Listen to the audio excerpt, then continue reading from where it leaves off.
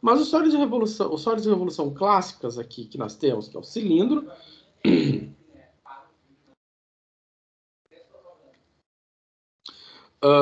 a esfera e o cone.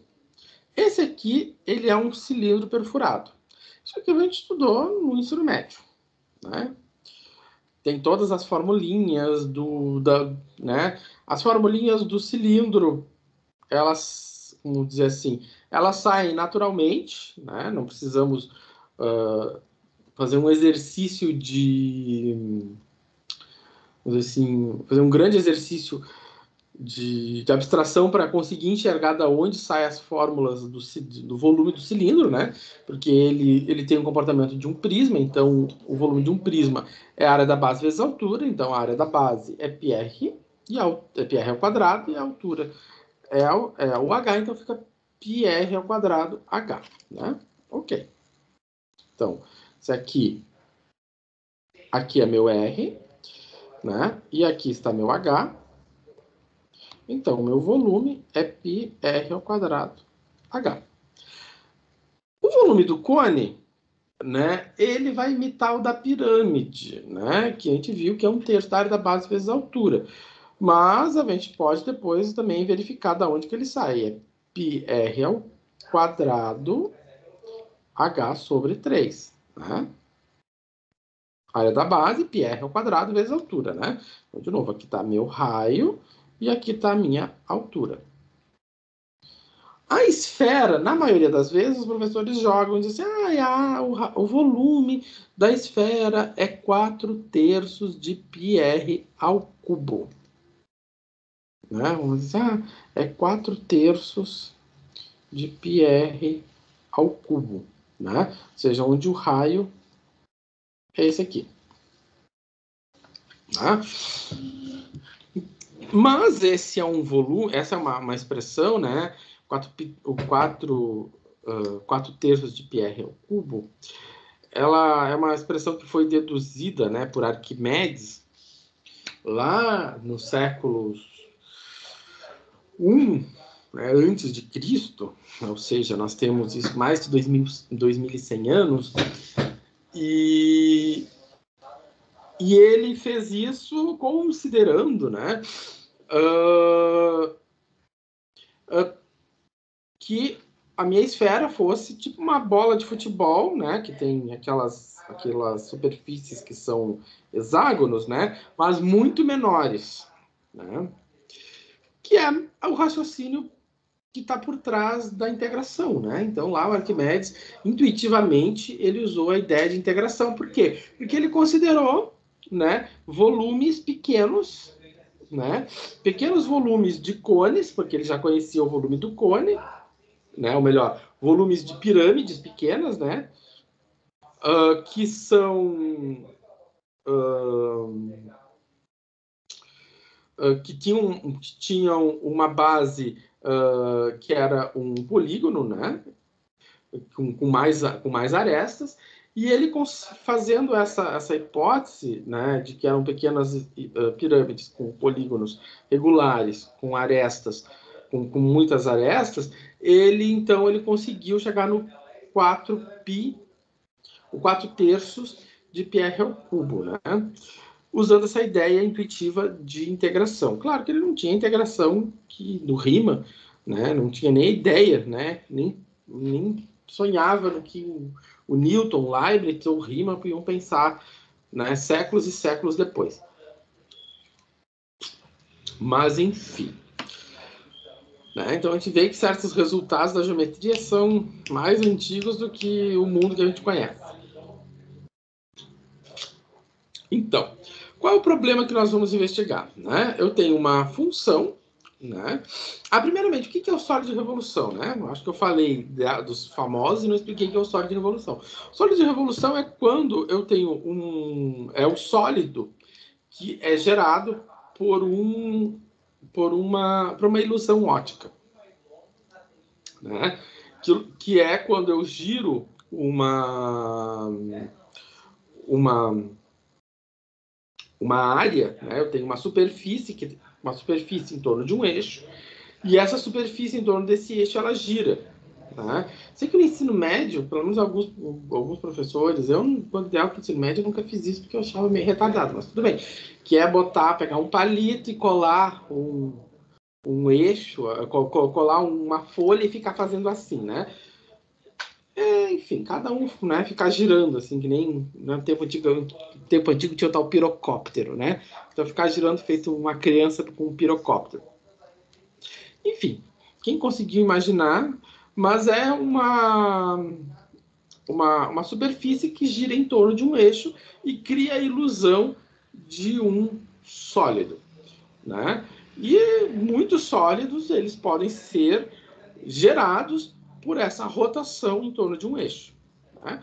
Como os que nós vimos aqui, o cilindro, a esfera e o cone são gerados por uma rotação, né? A rotação de um retângulo em torno de um eixo gera um cilindro, a rotação de uma semicircunferência em torno de um eixo gera a esfera, a rotação de um triângulo em torno de um eixo gera um cone.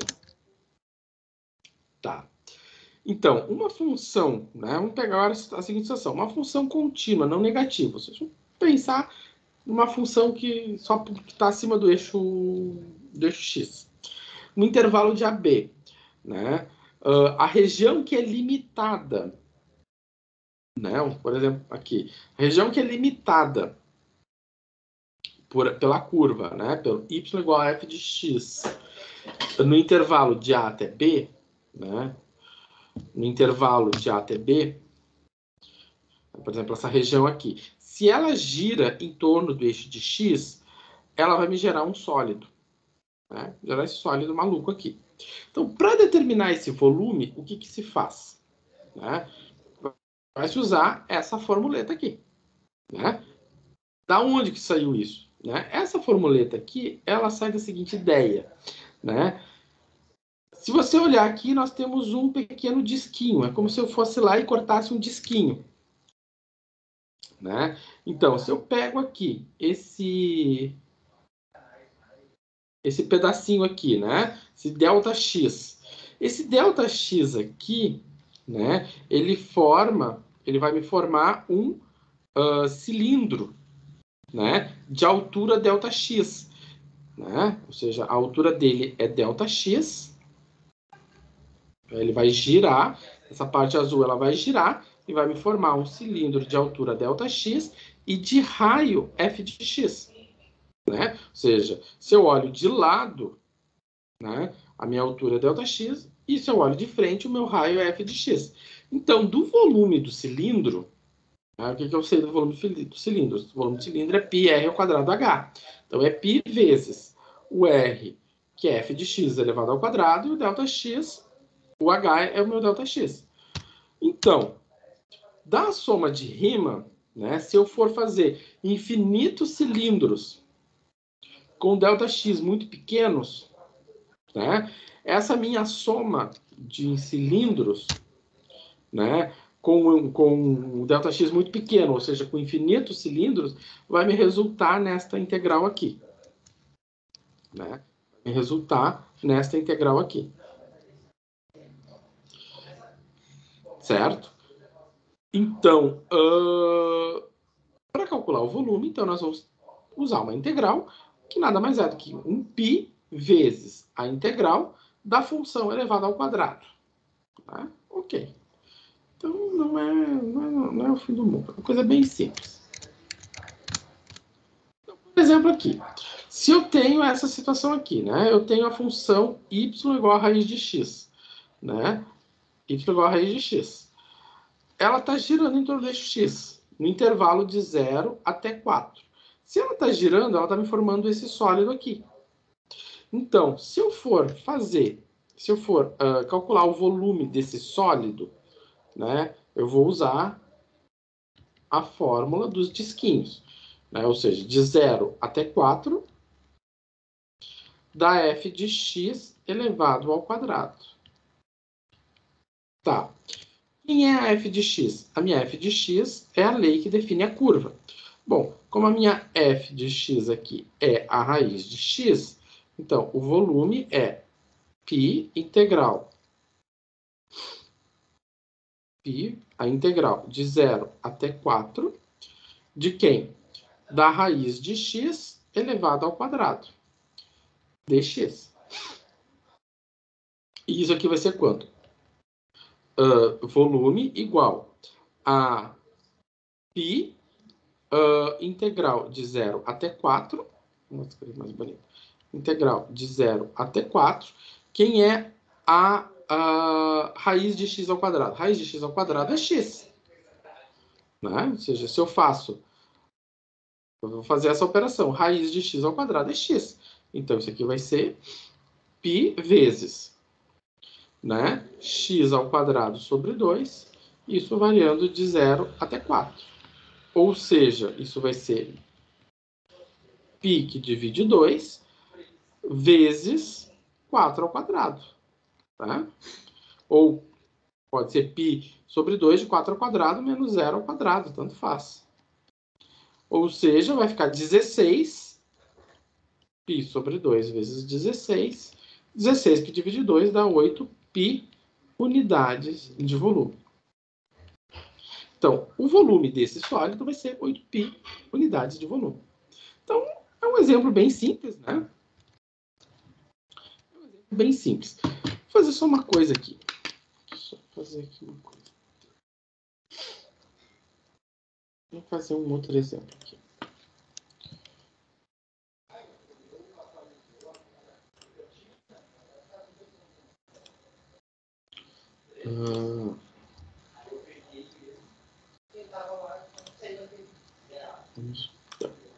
Beleza.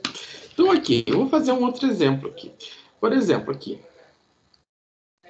Se eu tivesse a seguinte situação.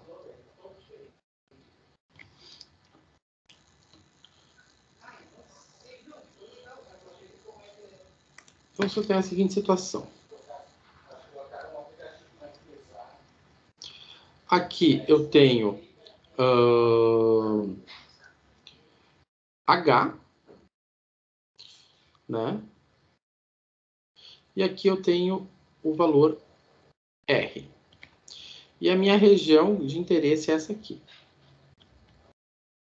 Se eu tenho uma rotação, né, isso aqui vai me formar um cone, né, de altura H e raio R. Pois bem, então o que nós vamos fazer é calcular, né, o volume usando a integral. Então, vamos calcular o volume desse cone usando a integral. Bom, a questão é, qual vai ser a função que descreve a reta? Bom, isso aqui é uma reta, né? Ou seja, é uma reta, vamos botar aqui y igual a x mais b. Tá, a reta passa na origem, então vai ficar y igual a x mais 0. Tá, quem vai ser o a? O a é a variação em x, ou melhor, a variação em y, que é r, dividido pela variação em x, que é h. Então, portanto, né, a reta, né, ela é quem? Ela é r que divide h vezes x. Então, essa reta aqui é y igual a r que divide h vezes x. Então, se eu for aplicar a fórmula integral do volume, eu tenho integral de quanto? De 0 até h, de quem? De r que divide h vezes x elevado ao quadrado dx. Muito bom. Então tá. Então como vai ficar? Vai ficar π integral de 0 a h de quem? De r ao quadrado sobre h ao quadrado vezes x ao quadrado dx. Bom, eu estou integrando qual variável? A minha variável de integração é o x. Então, o r e o h, eles saem para fora da integral. Sobra quem? Sobra apenas o x, né?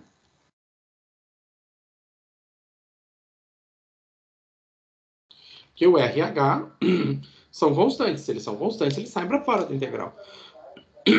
E dessa maneira eu vou ficar com π R ao quadrado dividido por H ao quadrado vezes a integral de x ao quadrado. A integral de x ao quadrado é x ao cubo sobre 3. E isso está me variando de 0 até o H. Então, o que eu tenho? Eu vou ficar com π vezes R ao quadrado dividido por H ao quadrado vezes H ao cubo sobre 3 menos 0 ao cubo sobre 3. Bom, 0 ao cubo é 0. Ou seja, sobrou quem? π R ao quadrado sobre H ao quadrado vezes H ao cubo. H ao cubo, que divide por H ao quadrado, né? Ah, faltou 3, né? H ao cubo, que divide por H ao quadrado, vai sobrar um H. Então, reorganizando isso, vai sobrar quanto? 1/3 de π R ao quadrado H. A nossa boa e velha fórmula, que nós já sabemos lá desde o ensino médio, que é 1/3 de πr H. Né? πr ao quadrado H. Né? Então, eu fiz esse exemplo aqui para mostrar para vocês, né, que a gente pode chegar à fórmula, né, a fórmulas para determinar volumes, né, usando, então, né, a fórmula integral, né, do volume, desde que a gente conheça quem é a f de x. Tá. Então, para finalizar, deixa eu ver que horas são aqui. Né? Quase no fim aqui. Vamos dar uma olhada nesse exemplo aqui. Né? Esse é um exemplo igual que a gente fez anteriormente. Né? O que acontece? Né? Eu tenho essa área aqui, essa região aqui, que é limitada pelo eixo OX, e ela é limitada, então, pela curva y igual a menos x ao quadrado mais 1. Né? Você pode escrever y igual a menos x ao quadrado mais 1, ou você pode escrever mais fácil, mais bonito, 1 menos x ao quadrado. Tanto faz. Então, como vai ficar o volume? Né? Então, como vai ficar o volume? Você pode escrever tanto faz assim quanto assim. Né? Tá. Então, se, né, nós aplicarmos essa fórmula aqui de menos 1 a 1, a minha f de x, né, é menos x ao quadrado mais 1 ou 1 menos x ao quadrado. Tanto faz. Tudo isso elevado ao quadrado. E aí nós temos a seguinte situação. Nós vamos ter menos x ao quadrado. Temos que lidar com isso aqui. Né? E o que é isto aqui? Né? O que é isso? É o nosso bom, né? Nosso bom conhecido, né? Velho conhecido, produto notável. Né? Então, isso aqui é o nosso bom e velho conhecido como produto notável. O que é o produto notável? Né? Vamos recordar lá o produto notável. O produto notável é no finalzinho da geometria analítica, a gente fala um pouquinho dele, né? Então, A mais B ao quadrado, como é que fica? Vai ficar A ao quadrado mais 2 vezes A vezes B mais B ao quadrado. Então, se eu tenho menos x ao quadrado mais 1 ao quadrado, eu vou ficar com menos x ao quadrado elevado ao quadrado mais 2 vezes o A, que é menos x ao quadrado, vezes o B, mais o b ao quadrado, que é 1 ao quadrado, né? Então, vamos arrumar isso aqui mais bonitinho. Aqui. Isso aqui está muito maçarocado. Vou fazer aqui embaixo. Então, lembrando, tem a mais b ao quadrado. Eu estou batendo bastante nessa tecla, porque em algumas situações podem aparecer isso, e eu sei que tem gente que vai fazer da pior maneira possível, que é fazer menos x ao quadrado mais 1 ao quadrado, que está errado. Então, vai ficar menos x ao quadrado elevado ao quadrado, porque esse aqui corresponde ao A, mais 2 vezes o menos x ao quadrado, vezes esse aqui corresponde ao B, vezes 1, mais 1 ao quadrado. Ou seja, menos x ao quadrado vai ficar x na quarta. Menos 2x ao quadrado, vezes 1, mais 1. Então, fazendo essa integral aqui, isso aqui nada mais é do que a integral de π, né? Menos 1 até 1 de quem? De x na quarta, menos 2x ao quadrado, mais 1 dx.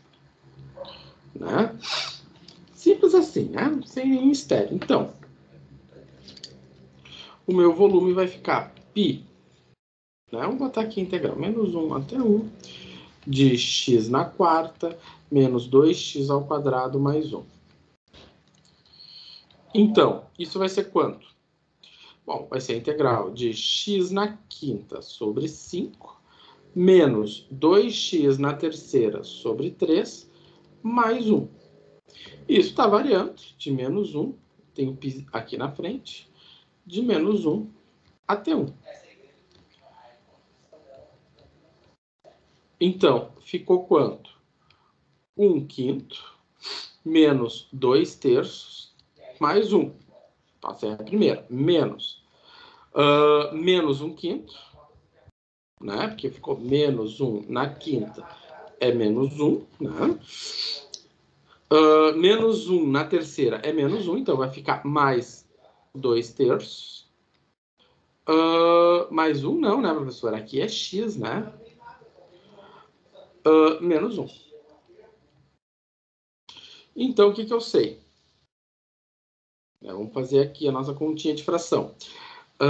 Menos 1/5. Né? Eu tenho 1/5 menos 2/3 mais 1. Coloco tudo sobre o denominador 15. Isso aqui vai ficar 3. Menos 10 mais 15, né? Então, menos 13. Menos 13 não, né, professor? 3 menos 10. Isso dá menos 7. Menos 7 mais 15. Isso aqui dá 8 sobre 15. Menos 1 1/5 mais 2/3 menos 1. Né? Faço de novo a mesma continha do outro lado. Então, dá 15 menos 3 mais 10 menos 15. Né? Então, o que nós vamos ter? O mesmo. Né? Vamos ter o mesmo menos 8/5. Menos 8 sobre 15, né? Então,